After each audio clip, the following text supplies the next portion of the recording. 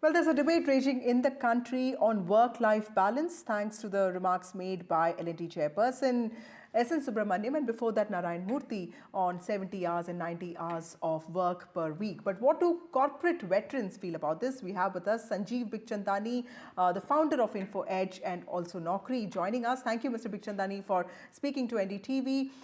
My first question to you, sir. Experts say without adequate rest, the productivity of employees often dips after, say, initial 6 to 7 hours, in fact, 7 to 8 hours of them being at work. Shouldn't we all be talking about the quality of work rather than the quantity of it? Well, it depends on the situation. I think both matter. Now, would you tell the Jawans in Galwan that when the Chinese walk in, you should be bothered about 9 to 5? They're walking at 7 p.m. You can't say, hey, this is cheating. Chinese are walking at 7 p.m. That's not allowed. Okay. Or let's take a doctor, a gynecologist. The baby is due to be is coming at 3 a.m., but gynecologist has to be there. Right. So it depends. And everything is situation specific, and a lot will depend on the nature of the contract, nature of the work, the nature of the contract between the employer and employee. I began my career in advertising. Right?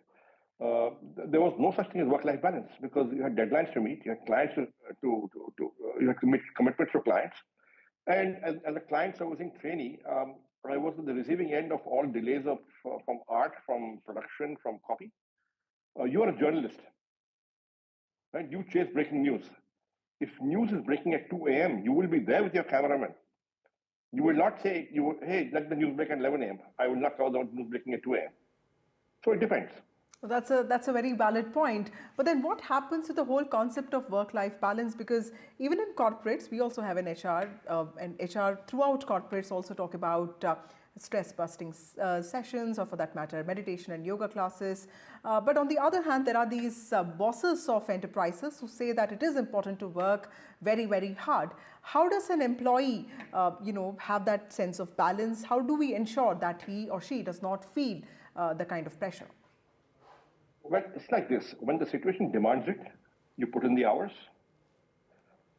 Certainly, you can't work 90 hours a week, for 52 weeks a year. There's a crisis in office, and you put in the hours. You put in the hours. You look at careers like consulting. You look at careers like investment banking. You look at careers like legal. When for a lawyer, when there's a case to be fought and there's prep work to be done, it has to be done. There's a fixed time for the hearing the next day. Likewise for consulting careers, but then they are also paid well. These kind of jobs pay very well. So, and you walk in there with your eyes open. If you don't like it, and then maybe you shouldn't be in that job. You should look somewhere else. Right.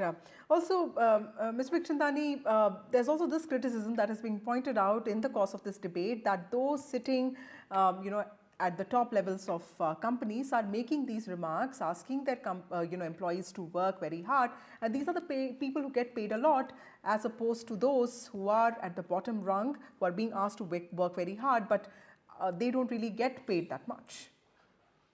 I have not been inside L&T, so I don't know, and I suspect neither have you. So it's very easy for people sitting outside to comment. We don't know what's happening inside there, but I do know in organizations where I have worked, we were enthusiastic, we were young, and we were very happy to get the opportunity. There are, as my good friend Manish Sabharwal of Team Leads put it, that there are some people who will view the idea of working hard as an opportunity, and some will view it as oppression. You've got to figure out where you stand and go to that organization which suits your desired culture. Right. Mr. Bikhchandani, there's also a gendered reality to this that we can't really ignore because, women also are seen as traditional caregivers. I know that the society is changing a little bit, but even now, they do have other responsibilities. Very often, women are not able to put in that kind of work that their men counterparts are able to do. What happens then? Because there is a very clear possibility that a diligent worker who also has other responsibilities often loses out this opportunity. That is true, and therefore organizations must be careful. And organizations must stretch. For example, at InfoEdge, we've got a creche. We get, working mothers have the opportunity to bring their children. Even working fathers do actually, although very few fathers bring their children.